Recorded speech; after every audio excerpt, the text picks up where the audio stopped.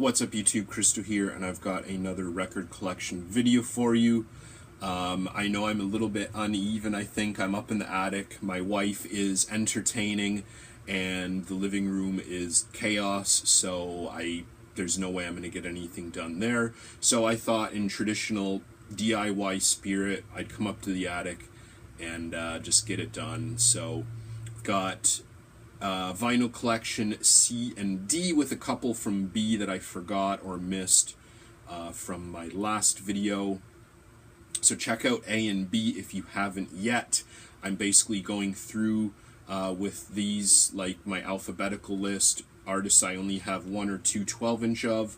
3 or more will go in an amassed group with other artists.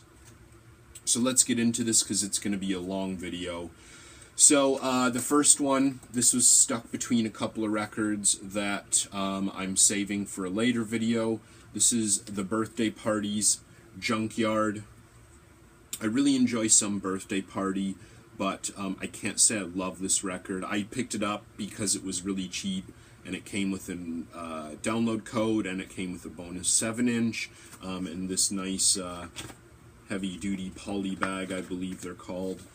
If you're not familiar with The Birthday Party, they are an Australian post-rock, post-punk, I don't know, garage band that famously had Nick Cave before he became Nick Cave, pretty much.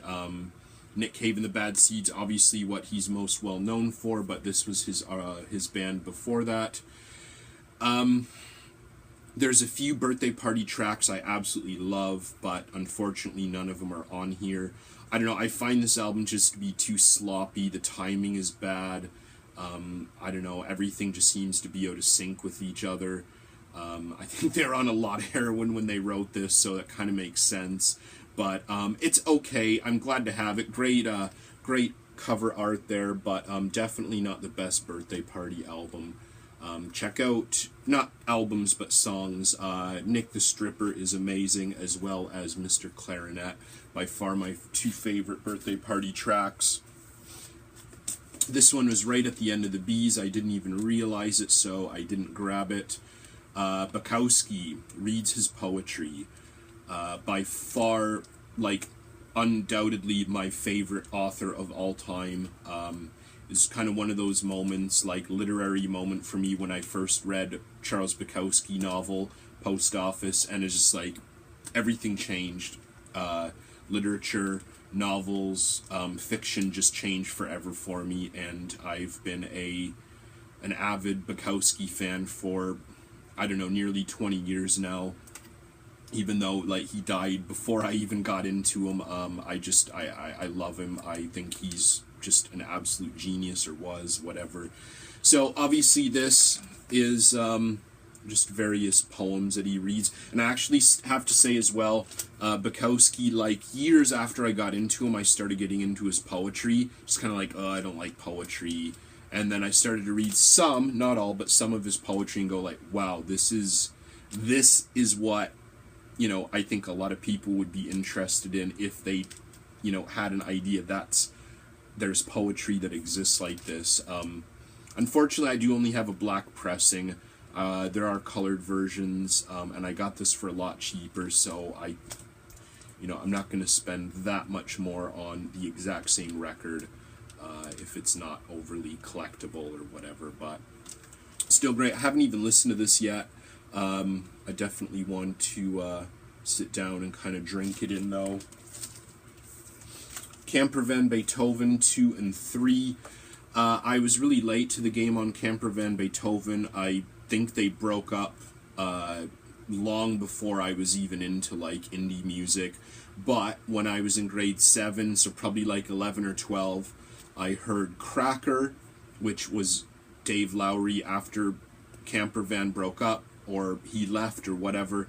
He formed Cracker, and I absolutely loved Kerosene Hat. I really like that record. Unfortunately, it's very expensive on vinyl, but great record nonetheless. This is definitely like an alt country, even almost verging on just like plain up country, which is okay. It's better than new country, but I still don't find myself listening to it much. And it's not even like kind of alt country like Meat Puppets or whatever. This is like, if you didn't know who it was and you turned on the radio, you'd probably think it was like a country band with maybe a bit of rock influence or something. But it's still pretty cool. I picked this up for cheap, and it is a really early pressing. Not even that it's particularly valuable. It's just still kind of cool to have. Captain Beefheart, Spotlight Kid. This is probably my favorite Beefheart record. I'm not going to go all obscure and say like Trout Mask Replica is. I still find that album hard to listen to. As interesting as it is, I can't just put it on and listen to it. This I really like. I think this is a good mix of kind of like obscure yet listenable or approachable Beefheart, which he didn't really do that much in his career. I found his stuff was either just way too mainstream or way too like unlistenable or obscure. And I think this is a really good mixture of the two. I picked this up on Amazon for like $12 or something really cheap. It's a modern pressing, nothing too ridiculously rare, but it still sounds decent, and it's a pretty good record. Really good starting point for Beefheart fans for sure, or aspiring Beefheart fans. Christian Death, an old friend of mine, my old boss in Indonesia from Los Angeles. He introduced me to Christian Death, and it was kind of like a really interesting like epiphany or whatever, because I'd always remember seeing the original cover for Only Theater of Pain, this record, and just thinking it was like some like cheesy goth metal or whatever. It's actually not. It's actually much more like goth punk or goth rock, which in my opinion is much more palatable. Now, they did change very dramatically not long after this record. This is basically the album that really broke them out and brought Roz and his vocal style to, popularity, or, indie popularity or whatever. I do have a colored version of this. It's nothing particularly rare, but it does look cool. Coke bottle blue pressing. I love this record. Like, I absolutely love this record. And to me, Christian Death died with this record. Even though Roz did appear on at least one other album that I'm aware of after this, it still just doesn't sound like this. Hardcore Christian Death fans usually hate this because Roz's vocals are so campy and over the top. Just listen to it. Just listen to pretty much anything off Theater Pain and you'll know exactly what I mean. But I really like that. I think it brings a lot of personality to it. A sound that, you don't find with those kind of goth records from that era. Check out Dream for Mother and Romeo's Distress. My favorite record tracks on this record by far. And there's a few other great ones as well. So this was the album that directly followed Only Theater of Pain, Catastrophe Ballet. And even though Roz is on here, I still don't find it to be that great of a record. They changed their sound. I think they got much more sterile sounding, like just too overproduced. I like how raw this album is. This doesn't have it. I'll listen to this, but after this, I will not even listen to Christian Death. They turned into an absolute garbage metal, forgettable, completely and utterly forgettable goth metal band, and yeah, whatever. That's my opinion. Leonard Cohen, Songs of Love and Hate. Absolutely, no question, my favorite Leonard Cohen album. And he sadly passed away within the last year. And it was actually a really touching moment for me because I was at a concert. An artist who's very heavily influenced by Leonard Cohen, Dan Behar from Destroyer, was doing a solo tour, and I was literally standing shoulder to shoulder with Dan, just watching the opening act when the news broke about Leonard Cohen. So my phone started going off. I pulled it out, which I usually do not touch my phone at concerts. I pulled it out and it's kind of like, wow. And yeah, so it's just like this really kind of, in a way, a beautiful memory of an artist that I truly and genuinely love. My dad listened to Leonard Cohen And I remember listening to I'm Your Man way back in the day. First We Take Manhattan. I remember my dad playing those cassettes back in like the late 80s, maybe mid 80s. I don't remember when it came out exactly, but yeah, so I have a very long history with Leonard Cohen, and he was one of the first artists that my dad liked that I liked. There's a few here and there, but it's kind of like, oh, my dad listens to that, that's bad. But I've always loved Leonard Cohen, and this is by far my favorite album of his. Current 93, English goth rockers. They've been around for a long time, and by they, I should say it is pretty much David Tebet. He's a weird dude who's been making music for a very long time. He has an extensive discography that I've only just mildly grazed the surface of. So this includes Swastikas for Naughty, and I can never remember the back album, Crooked Crosses for the Nodding God. So this is like a double album release, which is cool because I only thought I was purchasing this, and it was like a good album, good price for a Current 93 album. And then I got it, and it turned out to have an entire second album, which is really cool.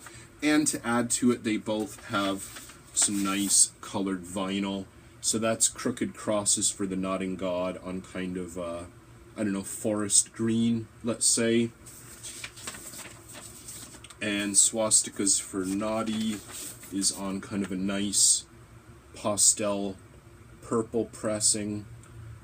Got a little bit of dust on there, it looks like, but I'll clean that off later.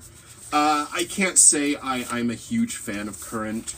Swastikas for Naughty is kind of like an easy jump-in point. It's one of their more mainstream or more accessible or at least more well-known albums, although nothing they've ever done has really been that well-known.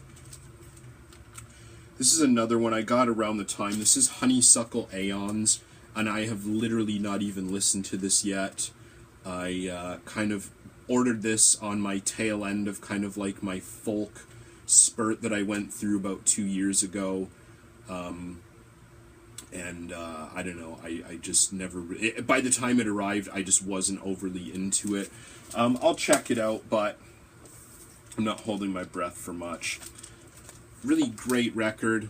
You know what, I might actually include this in my Folk Implosion Sebadoh Lou Barlow collection, just to give this guy a little bit more exposure. John Davis, Blue Mountains. John Davis is basically the other half of early Folk Implosion, and this is his best, in my opinion, solo record. I got this for virtually nothing. I think I paid about $3 for the record, but I did have to pay like $10 or something for shipping. But I didn't really have any other options. There was no other really way I could pick it up, because in my opinion, this is a really great record. His vocals on this are just so ridiculously over-the-top camp. I love it. Really nice, fun, easy to listen to, kind of folk, rocky record. Bit of bluesy in there. I think there's some like slide guitar. Really good record. I urge you to check it out if you're a fan of Sebadoh, Folk Implosion, Lou Barlow, etc. I think this is a really good record that kind of fits in there really well. Dead Milkman, an old favorite of mine from high school. I've been listening to these guys for over 20 years now, and you know what? I don't know, I might get some flack for this, but this is still my favorite record. I do really like Big Lizard in my backyard, but I can't find it on vinyl. It's so expensive and so hard to find. And I do think I still prefer this. I think they actually sound a little bit better, well polished, and a little bit better produced, but it's still like a really goofy, really fun album.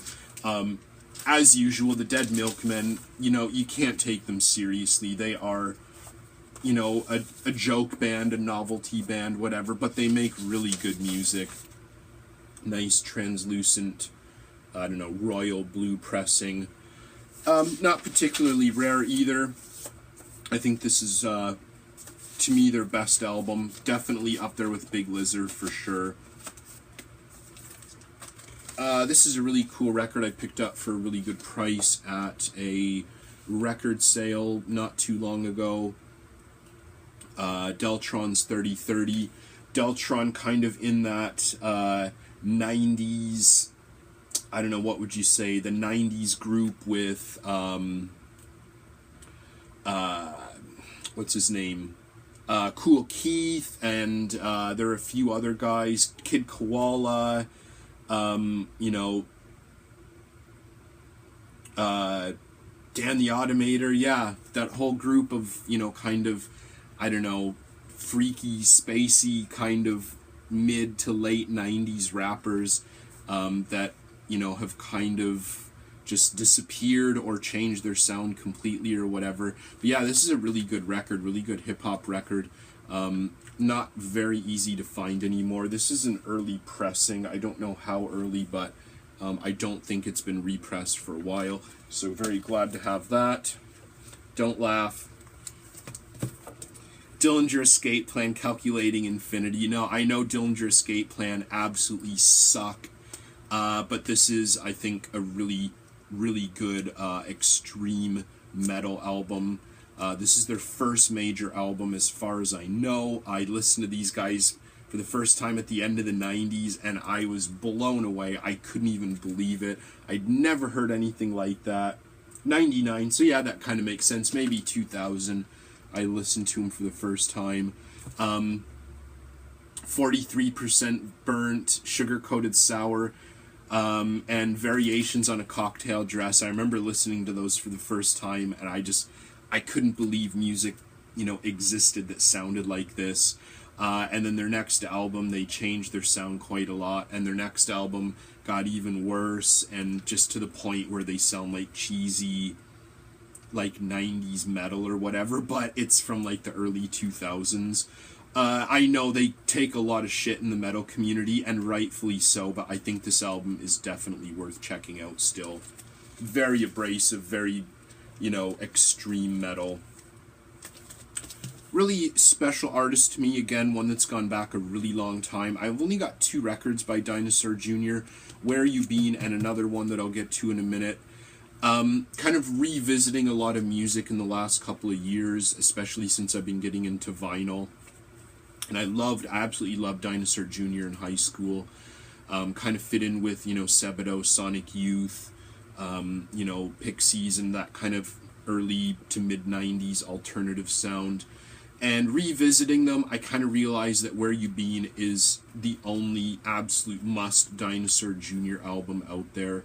There's a few others that are good, but not really anything I can particularly justify buying today. This is a really great record, very seminal recording.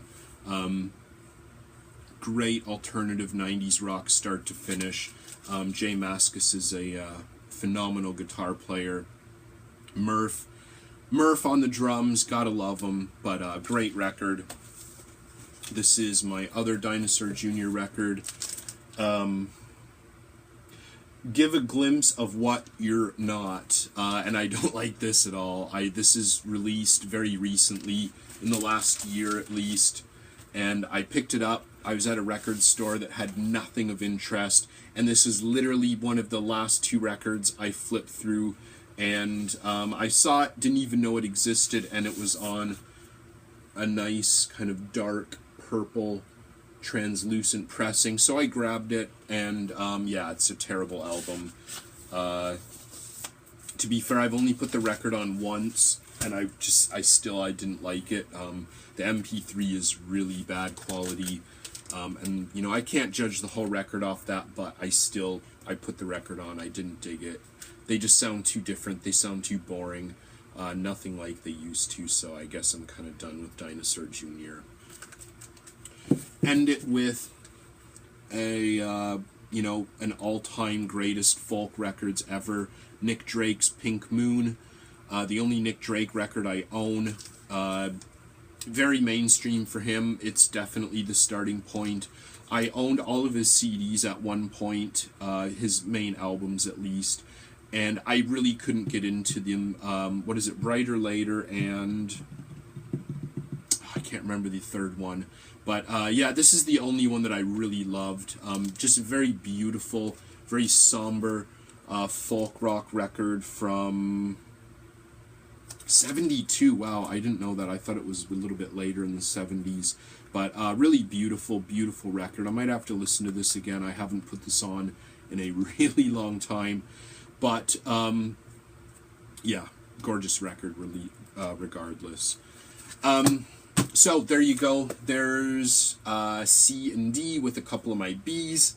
And I'm going to get E and F, maybe throw in Gs. I don't think I have too many E or F artists, but we'll see what happens. Stay tuned for that, and thank you so much for watching, everyone.